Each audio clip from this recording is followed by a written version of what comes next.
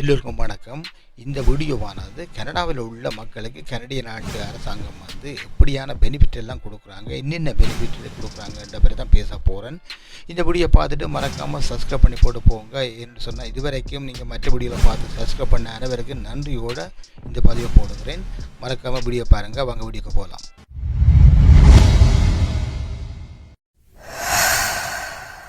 Okay, இப்போ benefit சொல்ல போனால் கனடாவில் உள்ள பெனிஃபிட்டை பற்றி தான் கேட்க போகிறேன். என்று சொன்னால் இது கணக்க பெனிஃபிட் இருக்குது. கணக்காண்டில் எல்லா யூஸ் தருவாங்கண்டு இல்லை. இப்போ அநேகமாக மக்கள் பாவனையில் உள்ள, அதாவது மக்கள் எடுக்கிற பெனிஃபிட் சைல்ட் பெனிஃபிட், அதாவது கனடா சைல்ட் பெனிஃபிட் தான் அநேகமாக இல்லைக்கும் தெரிஞ்ச பெனிஃபிட். அது போக திருளியம் பெனிஃபிட், திருளியம் டேக்ஸ்னு சொல்லுவாங்க. அது போக இன்னும் உண்டு.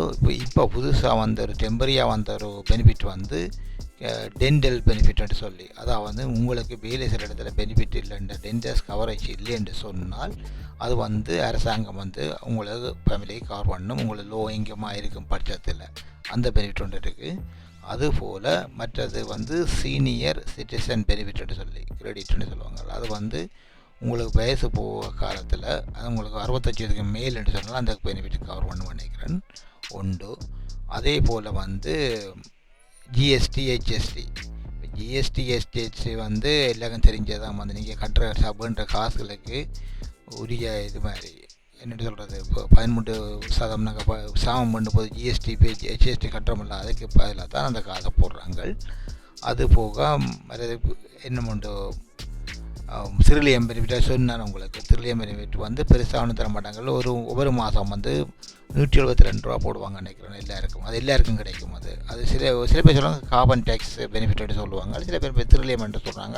அதில் எனக்கு கொஞ்சம் கன்ஃபியூஸ் இருக்குது, அதை நான் சரியாக தெரியல. நான் திருலியம் பெனிஃபிட்னா சொல்லுவாங்க. இது உங்களை வருமானத்தை பொறுத்து, உங்களை எங்கேயும் பொறுத்து. ஆனால் கூடியவன் எல்லாருக்கும் இது கிடைக்கும் நினைக்கிறேன். கூடுதல் 265 ரூபா, குறைஞ்சது 172 ரூபா கொடுப்பாங்க. அதுபோக மற்றும் ட்ரைனிங் கிரெடிட்னு சொல்லி படிக்கிற பிள்ளைகளுக்குரிய ஒரு இது படித்த பிள்ளைகள் 25 தாண்டி நான் செகண்டரி இது முடித்த பிறகு அவையில் அந்த வேலைக்கு ட்ரைனிங் பண்ணின இதற்கு காட்டின காசுக்கு டேக்ஸ் கிரெடிட் கொடுப்பாங்க. அதுவும் கிளைம் பண்ணி எடுக்கலாம் இவைகள்.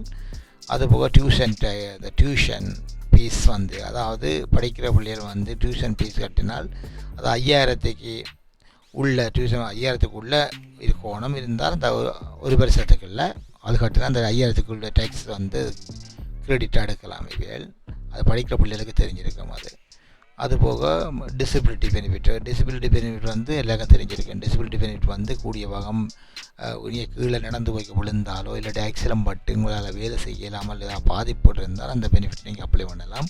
அதுக்கு டாக்டர் உங்களுக்கு லெட்டர் கொடுக்கணும், இவரால் வேலை செய்ய முடியாது, இவர் ஒரு ஊனமுற்றவன் சொல்லலாம், ஊனமுற்ற நபர் என்று சொல்லி உறுதிப்படுத்தினால்தான் அவருக்கு அந்த பெனிஃபிட் அப்ளை பண்ணலாம். அது லைஃப் டைமுக்கு எடுக்கலாம். என்று சொன்னால் உங்களுக்கு 65 வயசு மட்டும் அந்த பெனிஃபிட் கவர் பண்ணும். என்று சொன்னால் அதுக்கு பிறகு உங்களுக்கு பென்ஷனுக்கு அது மாறிடும். இதனை பாட்டிட்டு பென்ஷன் தான் தருவாங்க, ரிட்டைர்மெண்ட் பென்ஷன் பிளானுக்கு மாறிடும். இப்போ அது உண்டு. அப்போ இந்த சைல்ட் பெனிஃபிட்டும் அப்படி தான். சைல்ட் பெனிஃபிட் அதாவது 59,000க்கு குறைவாக இருந்தால் உங்களை வருமானம் ஒரு நபற்ற வருமானம், அது லோ இன்கம்னு சொல்லுவாங்க. அந்த லோ இன்கம் உங்களுக்கு இருந்தால் ஒரு பிள்ளைக்கு $600 கொடுப்பாங்க. $600 ஒரு பிள்ளைக்கு, அதாவது பிறந்ததுலேருந்து 18 வயது மட்டும். 18 வயது பிறகு கொடுக்கவே மாட்டாங்க. 18 வயது வந்தால் நிப்பாட்டி போடுவாங்க. ஏனென்று சொன்னால் அவர் அங்கால பெரியார்ன்னு சொல்லிடுவாங்க, வேலைக்கு போகலாமன்ட்டு. இல்லாட்டி படிக்கிறார், அவர் பணத்தை லோன் எடுத்து படிக்கலாம். இல்லைன்னு சொன்னால் சில பேர் இந்த RESP எஜுகேஷன் பிளான்னு சொல்லி காசு சேர்த்து வச்சுருப்பாங்க பிள்ளைகளுக்கு படிக்க போகிற காலத்தில், யூனிவர்சிட்டி போகிற காலத்தில், காலேஜுக்கு போகிற காலத்தில் அந்த காசை யூஸ் பண்ணுறதுக்காண்டி வச்சுருப்பாங்க. சில பேர் கூடிய பாகம் அநேகமாக எல்லோரும் லோன் எடுத்து தான் படிப்பாங்க. அது கொஞ்சம் லோ இன்ட்ரெஸ்ட்டாக இருக்கணும்னு நினைக்கிறேன். அப்போ லோன் ஓகே, அது ஒன்று இருக்குது. அதுபோல் கியூபெக்கில் வேறு பெனிஃபிட்களும் இருக்குது. ஆனால் கியூபெக்கு எனக்கு பெருசாக தெரிய இல்லை. ஓகே, இது நான் சொன்ன இந்த ஒன்டாரியோ பற்றி தான் நான் சொல்லி கொண்டிருக்கிறேன். இந்த டென்டல் பிளானும் அப்படி தான். டென்டல் பிளான் டெம்பரரி தான், இது புதுசாக இல்லை. ஃபேமிலி இங்கே 90,000க்கு குறைவாக இருக்கணும்.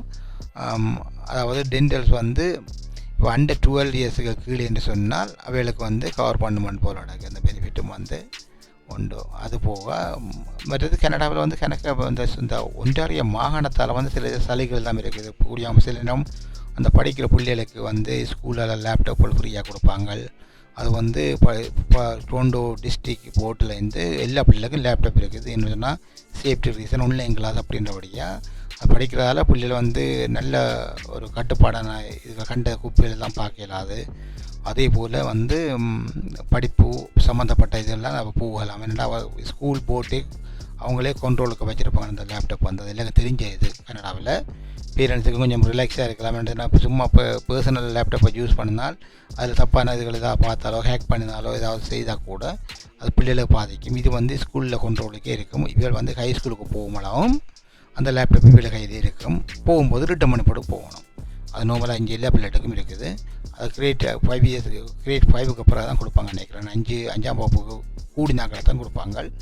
அது நார்மலாக எல்லா ஸ்கூலுக்கும் டொரண்டோவில் இருக்குது. அங்கே ப்ராம்ப்டன் மிஸ்தாக்க பக்கம் இன்னும் மேலே தெரியல. அந்த சிஸ்டம் ஒன்று இருக்குது. அது போக இங்கே மற்ற இன்னும் ஒன்று சிஸ்டம், அது சிங்கிள் மாம் அப்படி கிளைம் பண்ணலாம். காசு சிங்கிள் மாம் போய் காசு பண்ணி இல்லாமல் இருந்தால், வருமானம் இல்லை இருந்தால் அவைக்கு ஒரு சிறப்பு சலுகைகள் இருக்குது. அது வெல்ஃபேர்னு சொல்லுவாங்க, இல்லைன்னு சொன்னால் சோசியல் காசுன்னு சொல்லுவாங்க. அந்த காசை எடுத்துக்கொண்டு வேலை இருப்பினா சில பேர் படிக்க போவாங்க, சில பேர் வந்து வேலை செய்து கொண்டிருப்பாங்க.